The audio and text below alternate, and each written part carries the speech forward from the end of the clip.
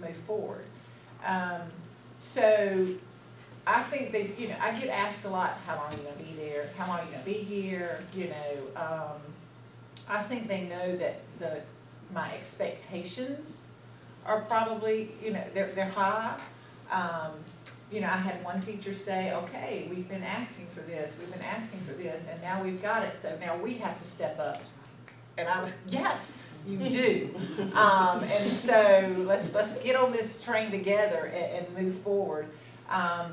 So, but it's hard to change a culture. It takes time, and I can tell you that probably one of the greatest benefits I have going into this, but it also leads to a frustration because going slow is hard, is having gone to elementary and see how much elementary teaching has changed, and then coming to high school and seeing how little it has changed. It's shocking that we have changed teaching in elementary school, and our high schools are still very traditional in their instruction and their teaching. No matter what nice name like you put on it that we're doing, is still traditional high school teaching. So getting them on board with that will take a little bit more time. Talk for a minute about what your plan will do in terms of addressing, especially African American males as well. I mean, if you really look into the data, it's scary. Yes.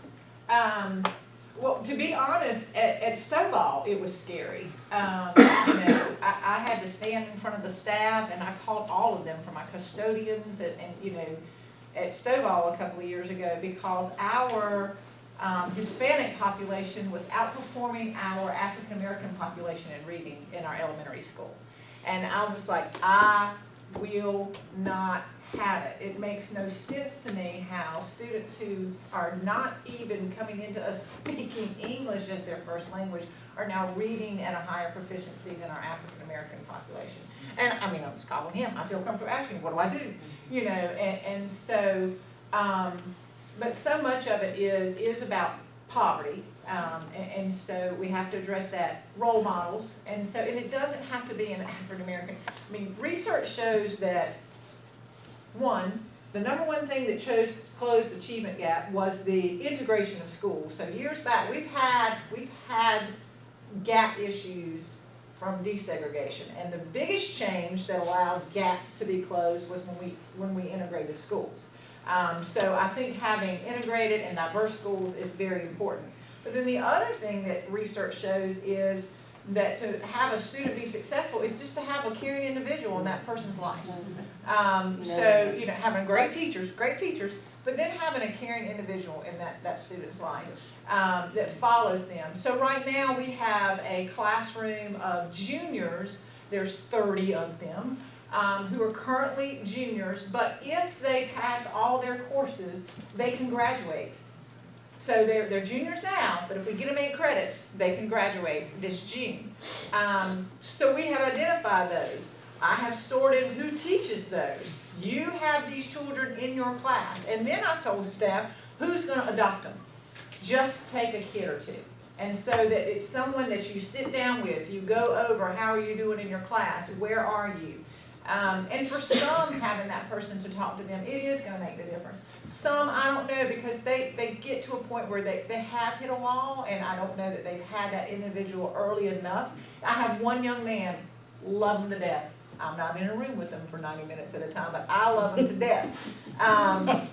But he is now, as a junior who should be a senior, able to articulate, Ms. Rice, I just don't know that I can do it. He said, because I have messed up 9th grade, 10th grade, and 11th grade, and now to graduate I have to have these 8 credits, but when they get in that situation, it's all core credits. It is biology, it is earth science, it is English 3 and English 4. So they have their electives, but now you have to finish off these 8 core credits. And that is overwhelming for someone who, I don't know how to study. Are you studying at home, Robert? No, I'm not studying at home, Ms. Rice. I know I could do more at home, but he doesn't know how yet. So you know, so to put it on the high school and say, well, what are you gonna do about these African Americans, you know, when they get to the high school? Well, we just need to make sure that we're having mentor, programs in place and, you know, folks to just check in on children, early on, just knowing that somebody, that there's somebody else outside of family who's just there, who knows them and is checking on them. That's, I mean, I hate, that's what research says. I can throw as much tutoring in front of them and that, but, you know. Anybody else?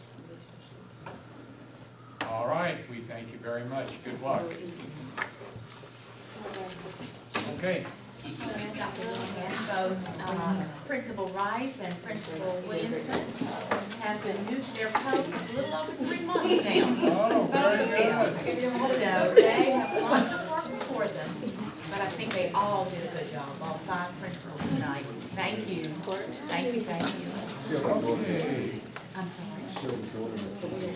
Shelby, okay. Thank you. All of you, thank you so much. What year did you go to Stonewall?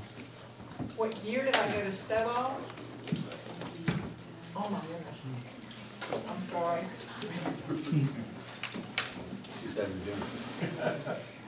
Andrew, I knew about Andrew is a sophomore in college, and I went to Stovall when he was in the 1st grade.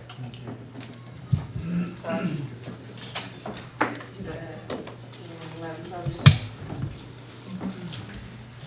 Okay, thank you very much. At this time, yes, thank you all. Closed session. Can I have a motion to go into closed session? For the discussion, all those in favor say aye. All those opposed.